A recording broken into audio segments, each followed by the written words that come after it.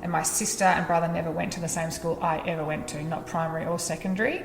They were different kids with different needs to me, and my parents did the right thing, I believe, in kind of addressing what's the right school for them, not, right, we've got I'm the eldest child, so the eldest child went to that one, so off we go, we're all going to catch the bus, we're all going to get dropped at the same place. So it's certainly something I intend to do, is to kind of understand who my children are and how they grow and their interests and what their needs are in terms of a learning environment, and then go what options might work better, or if it's not working for them, just because they're at the same school right now doesn't mean we just stay there.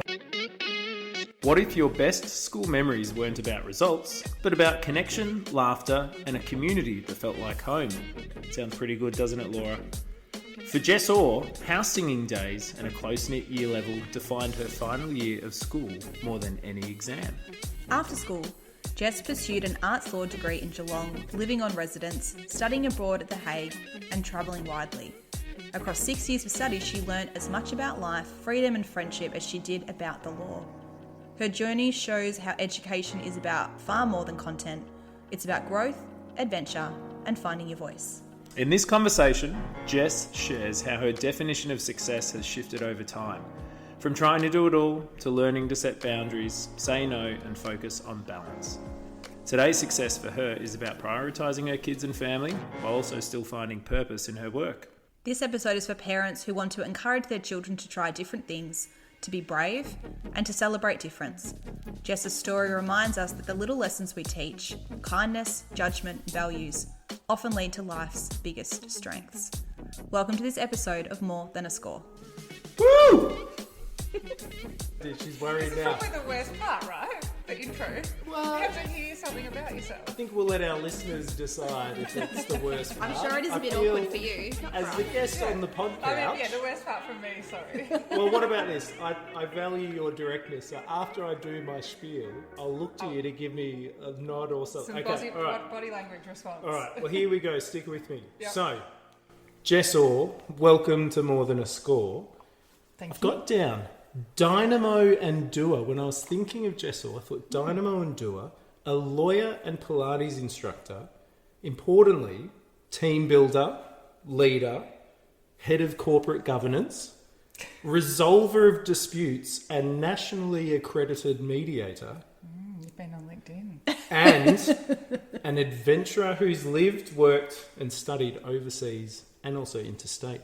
I'm getting a nod. These things are correct. These things are correct. Well, But I- actually, not all of them potentially, because there's some lovely things that are very kind and generous, but Well, factually, indeed. well, from people that I've spoken to, it's funny that you say like kind. That's a big thing that people have all said when I've sort of mentioned you as well. They've said kind and warm. Oh, that's They've nice. really. Thanks. Well, no, it's all right. I didn't say it. It's what No. it's what they You said. He don't doesn't know. actually Does he think it? I don't know. I'm just fine, doing the I'll take introduction. So it's my absolute pleasure to have you here. And I really do think when thinking of it, you are a dynamo, you are a doer, but you're also this person that's so community focused. And I remember when I first met you, when I heard that you were a lawyer, you didn't seem to fit the typical profile I had of a lawyer. And then as I've got to know you more, that adventurous spirit that comes through, like all the stories I always continue to hear. So it's so good to have you. I'm going to jump straight in Go for to it. the first question, if that's all right. So the way that we normally start is when you think back to the end of school, Yes. were you happy with your score? Yes. You were. I told you I was direct. It's a yes. What I did you won't think? give one-word answers, though. Well, my last year of school, it was great. I don't really have anything bad to say about it at all. And my score was unsurprising, I think, at the time. For me, it wasn't a shock for me or my parents, and I felt really supported by my parents and friends in getting the score. Like, I do remember calling friends and having those chats on those days, or that day. We were really, we'd grown and developed over the years, and I was in a very close school environment, that we were really a naturally supportive group with each other. So if someone hadn't have been happy, we would have rallied around them. And for me, I knew that my score would lead to things, and I had that confidence that, like, this is just a platform to get places. But I wanted to do well enough to have those options. And I felt like when I got that, I was kind of like, yeah, this is going to give me the chance to pick and choose a couple of pathways. And it did, because at the time what I originally went into doing and had enrolled in. I think when you did your preferences and you put down your thing, what I had put down originally was not the course I went into 2 months later in the end. What did you put? Do you mind me asking? What did you put down? Happy. I was thinking about this in reflection of preparing for a potential conversation. And I put down arts at Melbourne Uni because my dad was a lawyer for 30 years, had a practice in Mount Eliza, and he very much was like, oh, Melbourne Uni's the best. That's what you should aim for. He was a little bit traditional like that, like you need to do well. I have high expectations of you doing well, which I don't think was a necessarily bad thing in the end. I think there was times during the school journey that was hard, but in the end it wasn't a bad thing. So I put down arts at Melbourne Uni, just like keep your options open. I'd like to be a journalist type vibe for me at the time. And then by the time that summer passed and I got to the January, I'd already flipped to go, I think I want to do arts law, but I can't get into that at Melbourne. And so I looked at all the options, and I remember Mum and I drove across to Geelong, to Deakin University in Geelong, and did a tour of the Warren Ponds campus, which is not the most attractive, lovely place. Nothing like Melbourne Uni, I have to say. Yeah. And you had to move on to res to go down, move into the residence to go down there. And my score was enough, I knew, to be able to potentially go into that course. So I very quickly made all the calls, and Mum helped me organise things, and I got into arts law at Warren Ponds in like the 11th hour, and went down and started at Deakin Uni at Warren Ponds that year and moved on to residence, which was totally unplanned and unexpected. I think it was a matter of weeks that I was suddenly moving out at 18 down to Geelong, which was fun. Yeah. I remember my grandma gave me a pass on the ferry to get from Mount Martha across on the ferry each week, so I could come back and forth to Mount Martha and see the family and go back to res. And it was really expensive at the time. Like it's still really expensive now. It was it was like a really big gift at the time to get. It was like a recognition of you've got into a course and you're going down to uni, and here's your ticket on the ferry. Yeah. And when you say res, just for that listener that maybe doesn't know what that means. It's like college. The residence it's like a dodgy college because the college at Melbourne Uni experience, which I had girlfriends go and do, vastly different and far more premium than my experience at Geelong Res, which was like these little units that weren't connected, or there was no hallways that you imagine what college is like when you see it on TV shows, or when you go to Melbourne Uni and go to Queen's College or anything like that. It was just literally these little, almost like granny flats with teenagers chucked in them, all living away from home, brand new experience, parties every night, drinking every night, see how you go. Terrible experience, it sounds like. Just a terrible sort of... Yeah. But it's interesting hearing, so you said great. Unsurprising when you got the score, but then the first thing that you sort of spoke about with your experience with school was, it sounds like you had a lot of support. And then even just now, after you left, like you had your parents talking to you, giving you that extra support. You even had your grandma, did you say Nana? Grandma? Yeah. Giving you the support with like the ferry ticket to be able to come and Very reconnect. supportive family. Help me understand, what did that support from parents, teachers, your mates at school, way back in year 12, what did that look like on a typical day? Getting that support and feeling supported. Like, we just want you to be happy is what that looks like. Like to feel that, it's like, what do the people around me feel or want from me? It's that they just want me to be happy. And even though I had that notion, which I've touched on before, of like Dad having sort of expectations that we would do well, and he always says to us, just do the right thing. And now I think, I wonder if I knew what the right thing was back then, because I started to talk to my kids about doing the right thing. Yeah. And I was thinking, I need to explain, do you know what the right thing is? Because I don't know when we learnt what the right thing was sometimes. But Dad was a bit like that. But he still was like, well, whatever choice you make sure you're happy doing it and you know what you're doing, you know. So I think having extended family and parents and siblings and everything be just very, like, as long as she's happy and is content with what she's doing, it's a certain direction, then we're all behind her kind of thing. And it doesn't matter if it's medicine or building or whatever, you know. It wasn't about the thing. It didn't really matter whatever the thing was. It was more about you feeling connected to what it was that you were doing. But what about because I'm really fascinated with you saying that you just had this group of friends that were also supporting you. What did that look like? We were really lucky, and I still say that now. Like, we've got our 20-year reunion next year, and I think we'll be excited to catch up. And some of my best girlfriends now are still my best girlfriends that were there in year 11 and 12 when we went through school together. We just had so much fun, and I know that's not the case for lots of people's school experience, and I feel really fortunate for having had that. I'd put it down to a combination of things.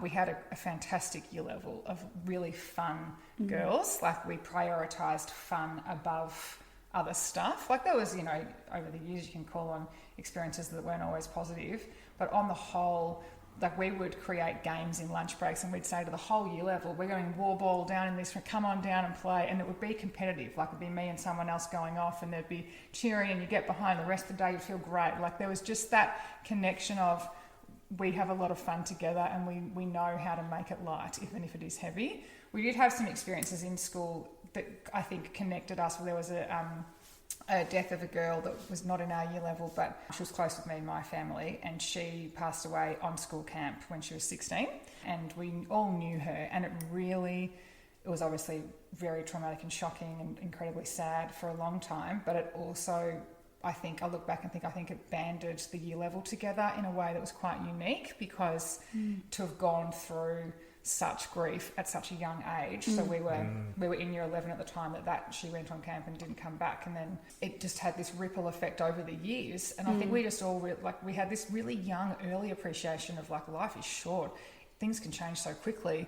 Let's support each other as best we can, and make everything as positive and fun as we can when we can, outside of class, kind of thing. So I think that was part of what played into it. It sounds like fun, joy, connection keep sort of emerging with this. I'm really curious, when you think back, what is it that the school did that supported it? Because you said the school was you said it was a good school. It was, yeah. Like, when you think of it, what is it that they did that helped channel that?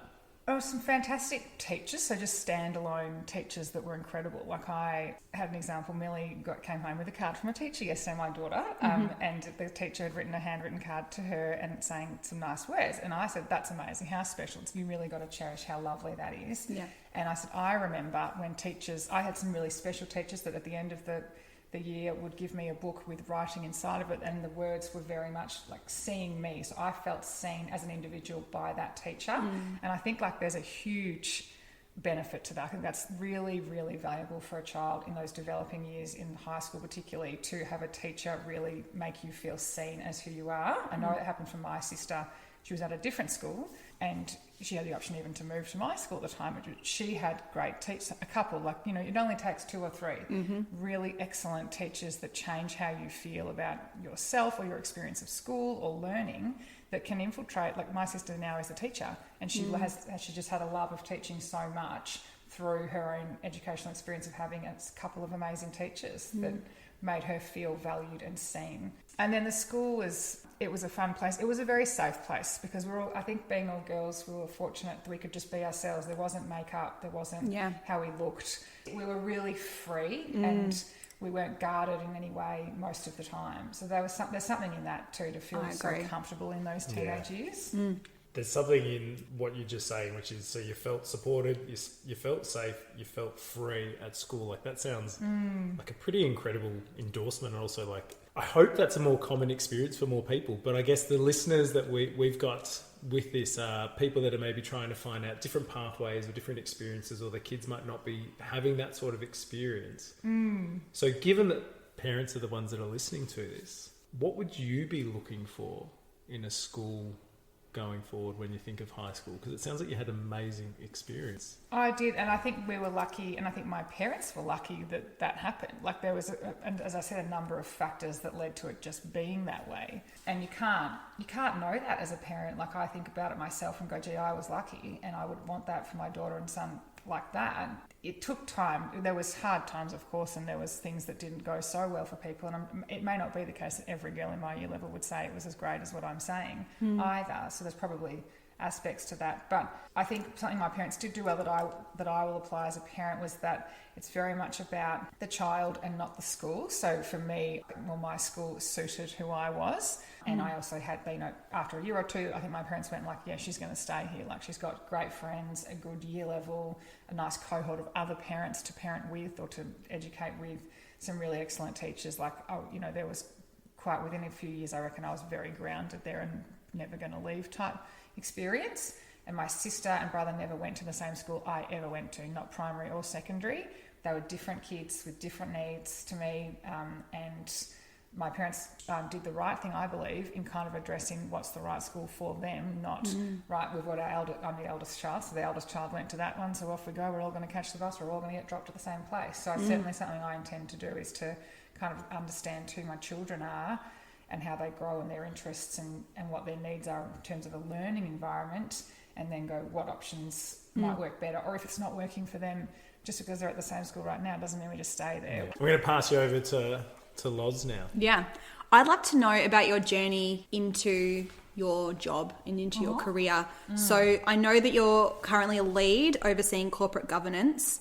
Can you in a really simple way explain what that role actually is? Sure. It's different every day.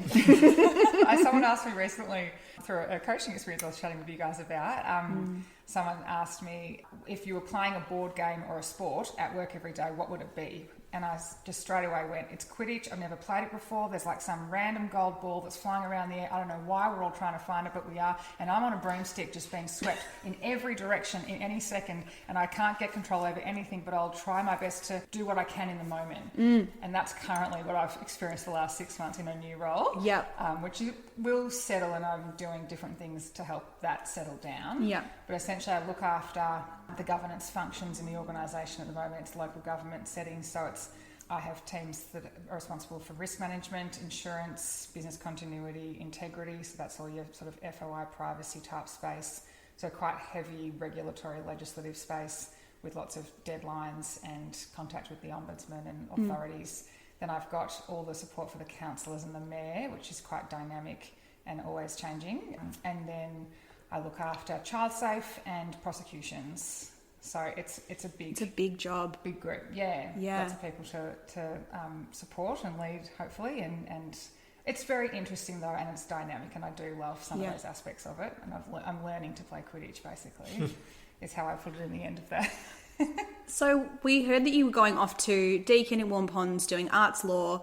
You're now in this role. What's happened in between to get you into this place, and what skills have you picked up along the way to make you feel confident-ish? Do I put that in? But confident and competent in this role. Confident, competent in this role. Not sure. I'm trying to feel that way, like telling myself to feel that way. This is the hardest job I've done to feel that way about. I have been far more confident and competent in most of my other roles because they've been simpler. I've known the game, or I've known the play. And what were those roles before? So I've been in local government for nearly 10 years. I've worked at Mornington Peninsula Shire, and then I've worked at Byron Shire in different roles, always in the governance space, because that's obviously my legal background. I'm no longer a practicing solicitor. So prior to local government, about 10 years ago, I did a little bit of consulting for Parks Vic, but before that worked as a native title solicitor. So I just did around 3 years there. So it was the Native Title Service Provider body that works like an arm of government, and we acted on behalf of Aboriginal corporations against the Department of Justice or against the state on those cases, which was a really interesting entry into legal practice. I sort of always knew I probably didn't want to be a practicing solicitor, but I found that's the direction, having taken on arts law at Warm Ponds all those years prior. Did that with intent. My major was media comms, and throughout my studies, I kind of thought I'll probably still try and move more into the media journalism side, because that's where I always loved storytelling and writing.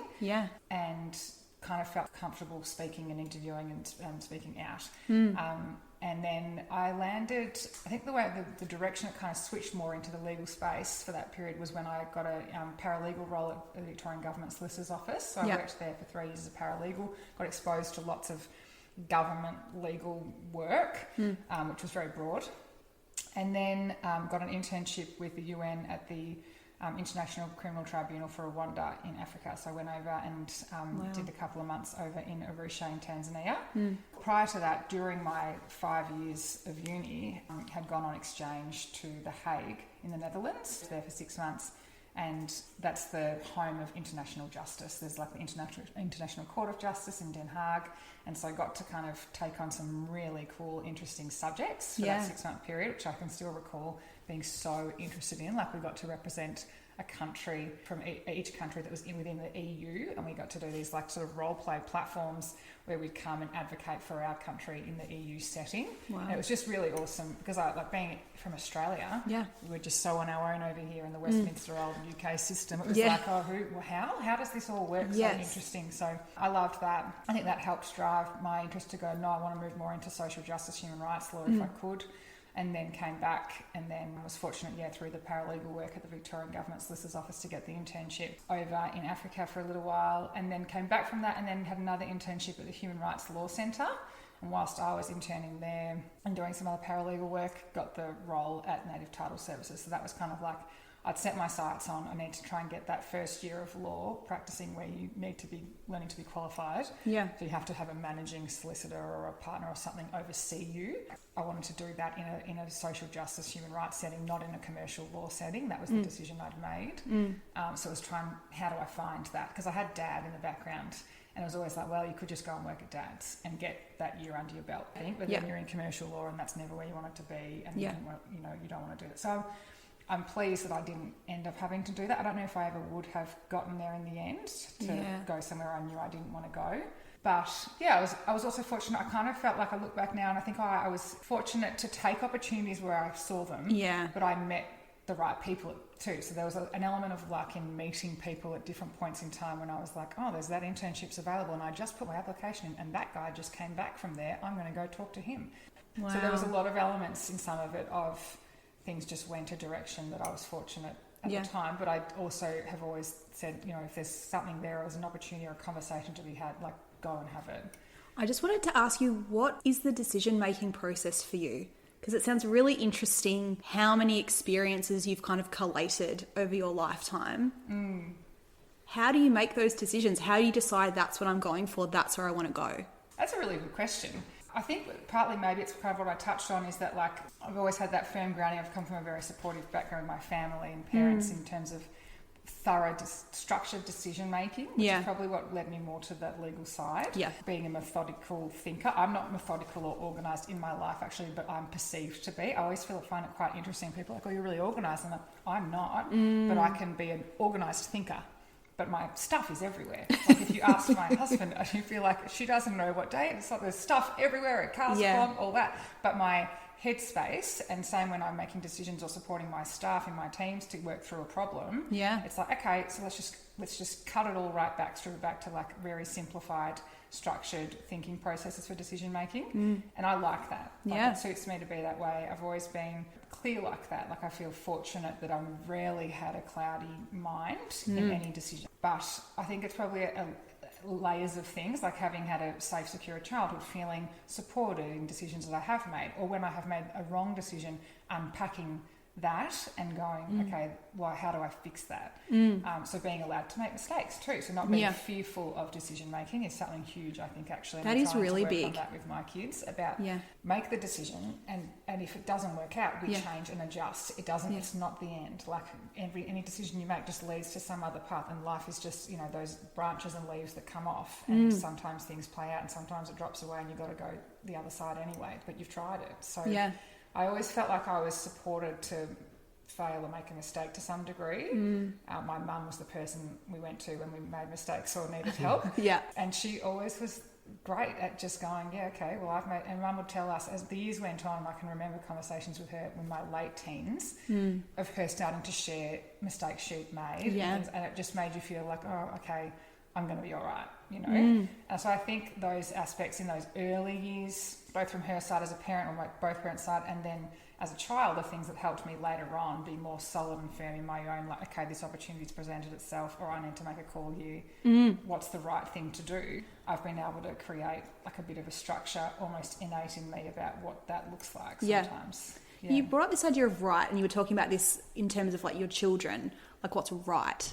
So what does that word mean to you? Yeah, well, it's been something I've been thinking about lately myself, just because it has come up in those conversations with my kids. And I was thinking, where does that come from? And it's that whole thing, you see all the memes about how you suddenly realise you like your parent, you like your dad, you like your mum. I think I have been, just in the moments with my kids lately, when they've done things and they're getting a bit older, I've kind of gone, well, you guys start to need to learn about what the right thing is, what's the right, make the right choices, and when they're at school and you're not able to be there to support them, I wanted to go, what's the right choice, or understand what that looks like. So I think, what does right mean? It probably means different things to different people in different settings, but I would say it's like weighing up what's the most appropriate or the most kind or the most useful thing I could do right now, what makes the most sense against all of the environment that we're in. Like I say it to my staff, yesterday I had quite a few staff come to me with many, many problems. And another someone at my level said, oh, I'm not doing problems today, I'm only doing solutions. Just say, don't come to me with a problem, just come with a solution. Yeah. It's like, well, that's not right. Seems like a luxurious standpoint. standpoint. Really nice. I'd love to be doing that today. That ain't my day today. Yeah. But when I kind of think that sometimes too, like they'll come in, and sometimes it's a really complex problem because some of the stuff we're dealing with at work is incredibly complex at the moment.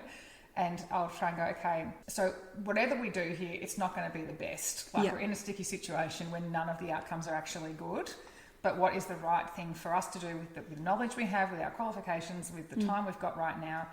It's probably this. And that's the best that you can do, or anyone in your shoes can do. So we're just going to do that. And I'm going to back you on that so that you feel comfortable, because it's about the right thing for me as a leader is to support the person in the decision that we're having to make together, and make them feel like they're not making it alone, and that someone's going to back them when that blows up or that conversation comes down from higher up. So for me, it's going, the right thing is about human beings usually. It's about like, how's it affecting different people, or how could this play out? It sounds like in your role you are having to be somewhat of a problem solver and a supporter and an advocate for your staff. I'm assuming you've had some issues, potentially with some conflict over time. What some of the strategies that you employ to resolve some of those conflicts in your workplace? Yes. There's lots of different strategies depending on the setting and the people involved, how I'm involved with, like, working out. So I always think at the forefront of any situation is like, what's my role in this? So if I'm the mum, what's my role as the mum? Which sometimes I struggle with a lot. But if I'm the leader, or if I'm in it, another leader and what's my role in this coming from a governance perspective? It's not about my job, your job. Like, I don't like that thinking at all. It's not how I like to operate. But I think it helps ground you in navigating, coming back to a place when you're in a conflict situation where you go, okay, well, hang on a second, this is now expanding beyond, and really I can just stay in this part of it. I don't need to be going, because conflict can just blow out and leave and infiltrate. Yeah. So I think early on in a conflict, particularly a workplace-related one, I need to just listen. And that's, I'm not a good listener. It's not one of my best skills, but I will go, this person's going to set this meeting up with me because they need me to listen and just, and then know that I'm going to do something with that. And I won't know what I'm going to do with that maybe at the time either, until I've actually had a chance to think it through, or maybe I'll chat with someone else about that, or I can get help from P&C, HR, and that what I do with it might be different depending on the conflict or where it needs to go, or the nature of it, or how serious it might be, the situation. But in the first instance, it's really like, my role here is to listen, to make sure they feel they've been heard, they can grieve or, air their issue, and then they can feel like someone's going to do something about it. Or I can sometimes use a strategy to go, occasionally you need to, my role with my own team is really to listen and then support them, but there has been occasions recently where I've gone, it's sounding like, and just a reframe, it's sounding like this, and it sounds like you've taken that on and you've done a great job, you've done the best you can do, you're taking it so seriously, and I'm not worried about it, just so you know, and maybe it's about like me helping them reframe the problem. I've had help with recently too, where I've had situations that I've taken on and then been able to have it reframed for me, and I've looked at it and gone, that's entirely true. Like, I was thinking about that so differently and feeling very heavy and weighted by that situation or thing. And in fact, when I look at it from their angle, it's going to be fine. And what if I don't do that? And so asking some of those questions, and what else, or what specifically, or just doing that reframe, or even just noting, like, it's sounding like it's really frustrating. It's been really hard. I'm hearing that. I see that. I will take that, and I'm not sure what I'll do with it yet, but I'll let you know tomorrow. Yeah. I never promise to solve a problem unless it's like something that has to be churned out today within the hour, which I do have a lot of that with the mayor and councillors.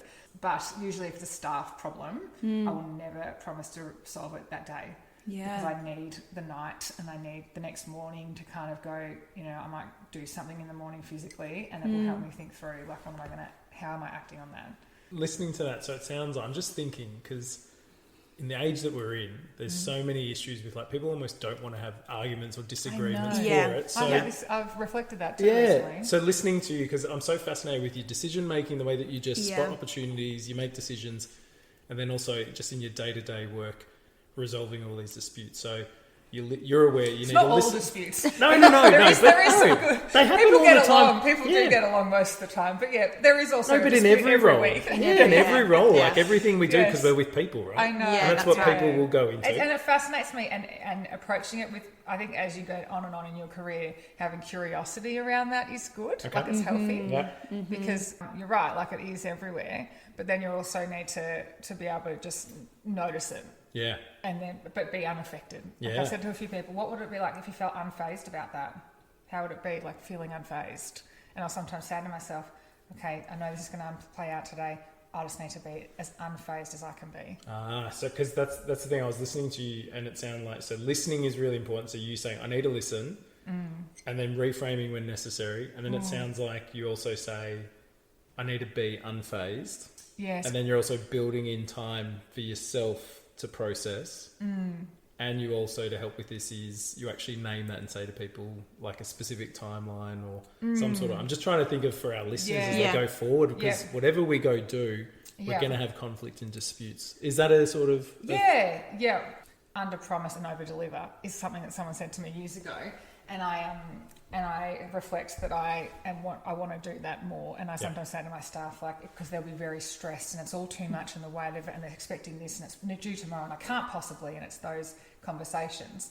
And I'm like, okay, well, did we underquote there? Like, we should have just said we're going to do this by next week. Why did we say we'd do it tomorrow? Like, we don't have to do it tomorrow. So it's that kind of thing too.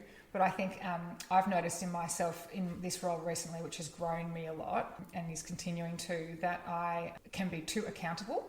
And so that notion of, like, I need to be unfazed is me kind of going, do better at managing the expectations, both outwardly and inwardly. Because when people bring problems to me, I love to solve them. But often it's like, well, I actually can't fix that for that person, or it's not my place to solve that.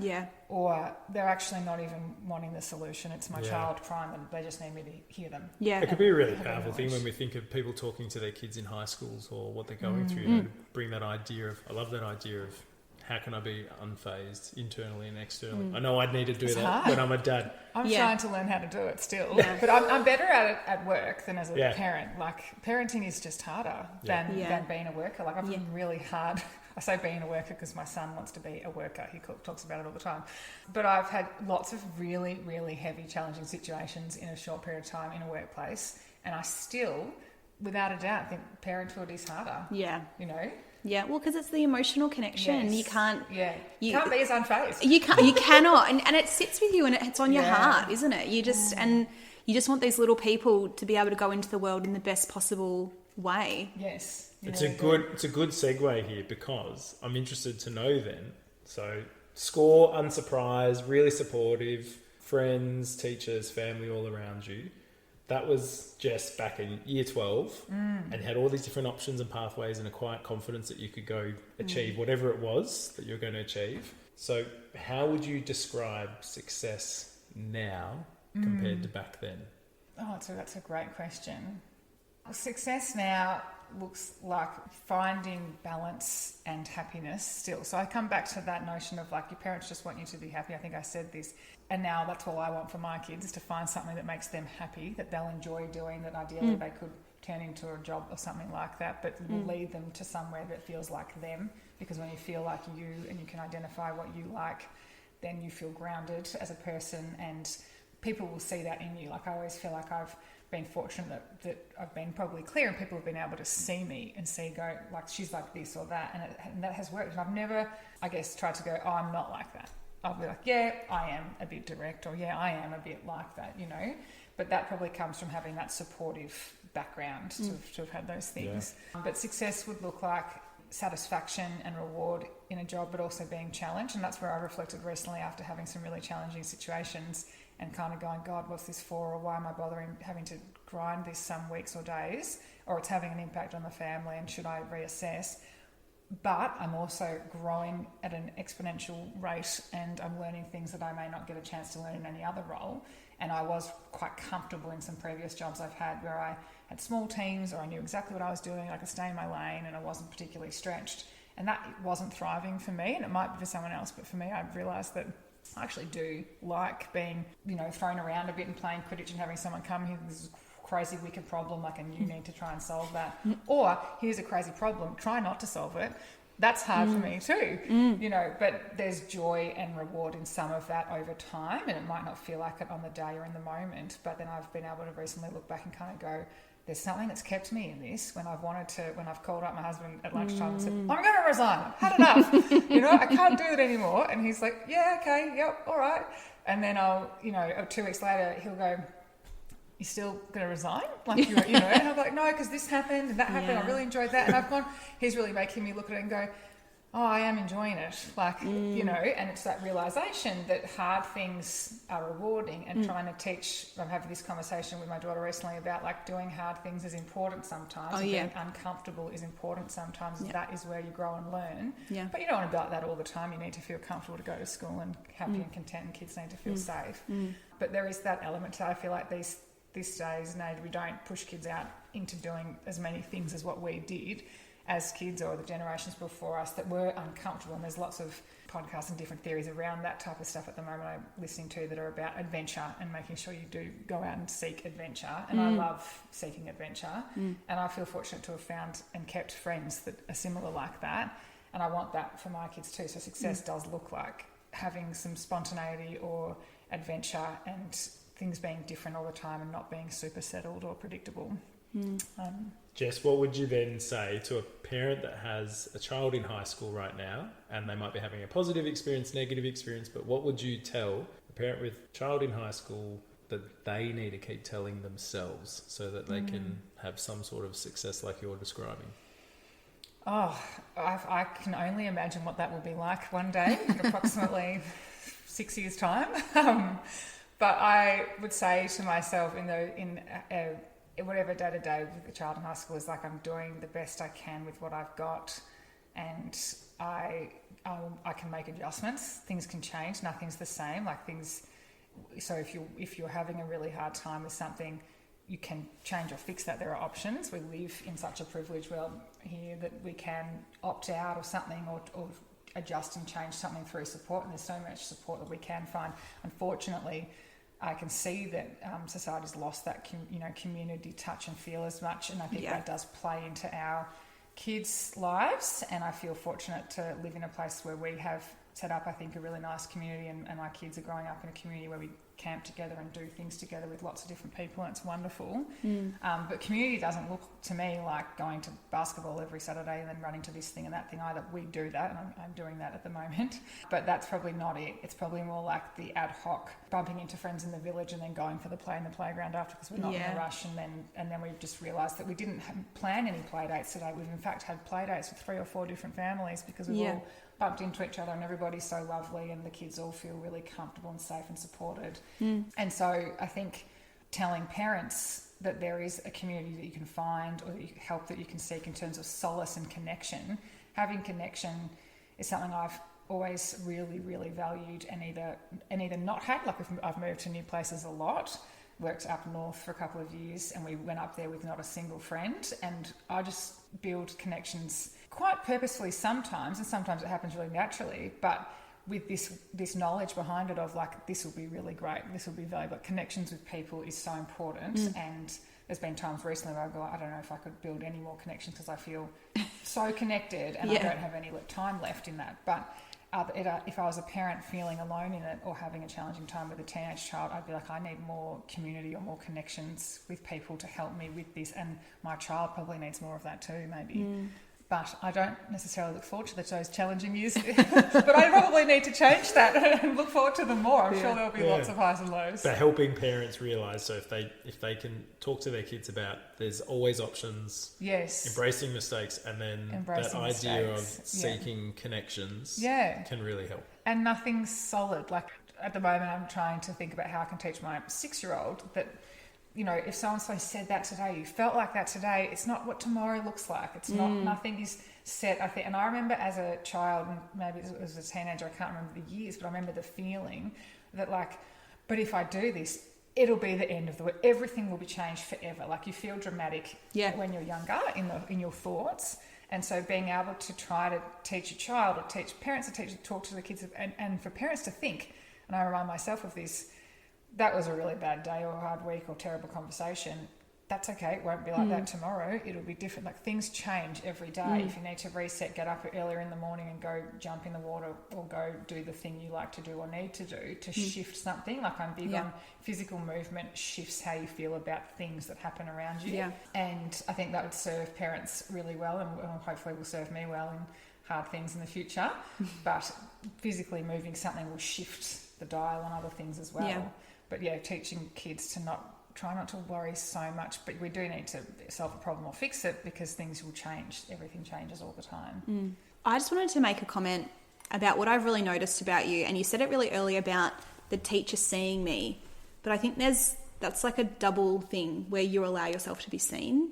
I think there's something in you that feels like you've always had a sense of who you are. I don't know if that's come from having that community that always accepted you, having a family that supported you. How do you think we can encourage kids to be seen for who they are? Because I think that's a really hard thing. I'm a high school teacher, so a lot of kids don't want to be seen, or when they are, they're not seen in an authentic way. And I think that's what you seem to have done really well. Yeah. I often wonder, why do I feel so comfortable with myself? Actually, I've had people over the years often say like, you're so clear on who you are. Like you have a scent and you have a style and you have a voice and like you.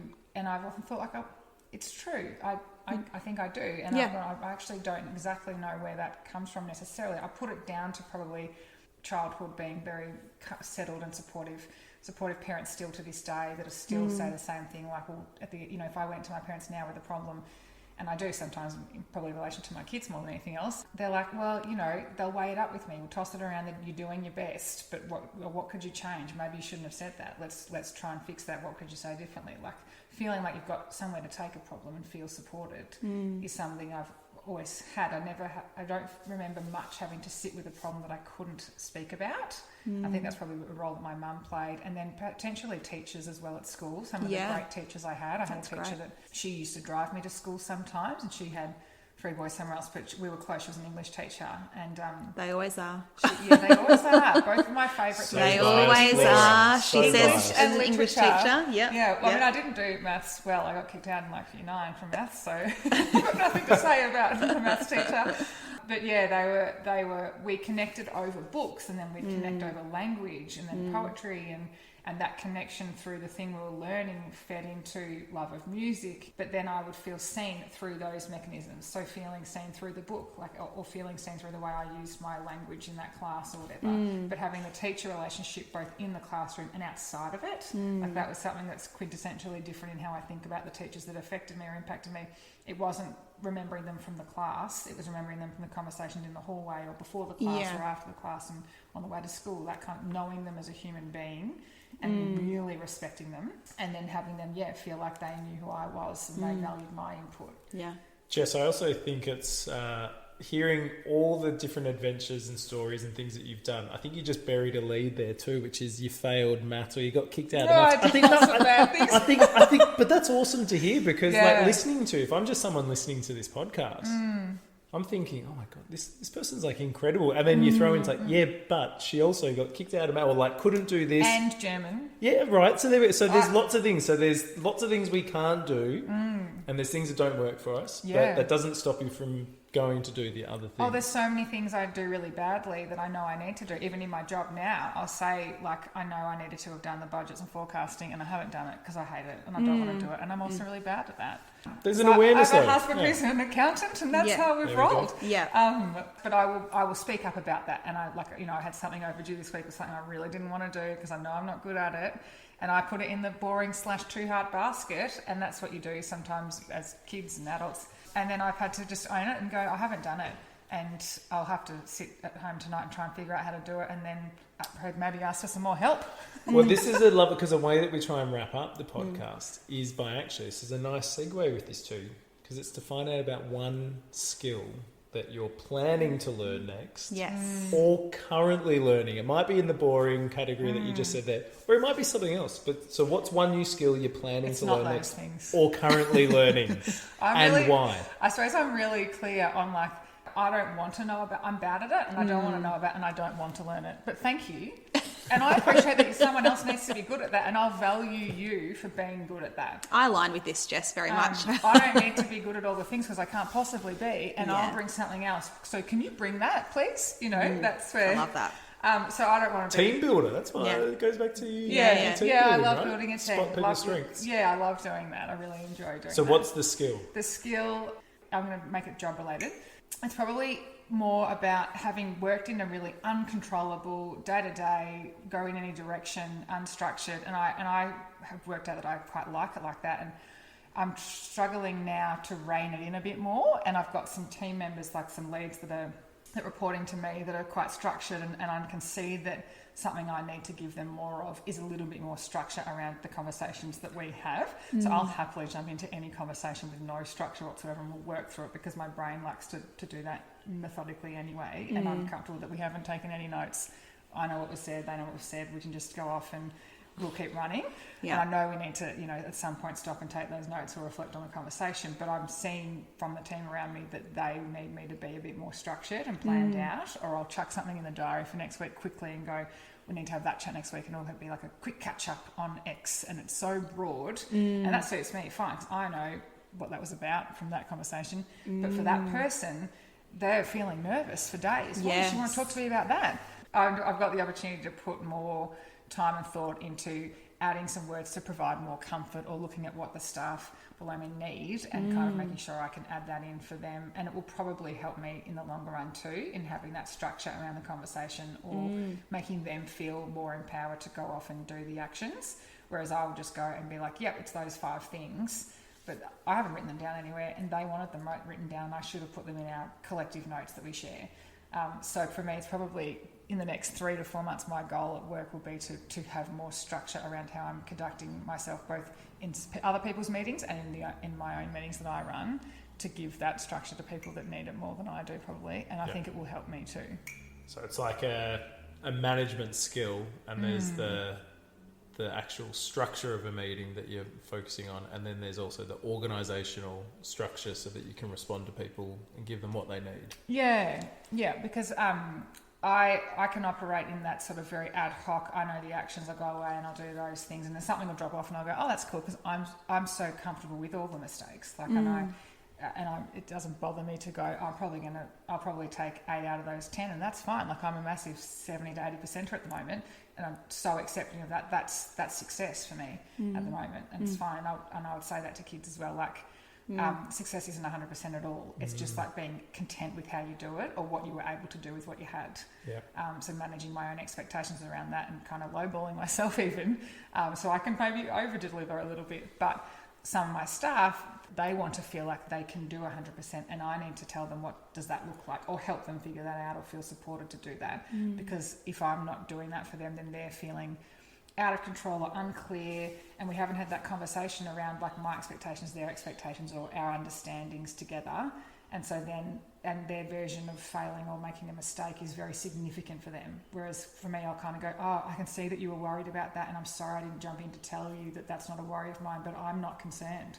But that's happened 3 days later, and they've been stressed about it for 3 days, which is unfair on them.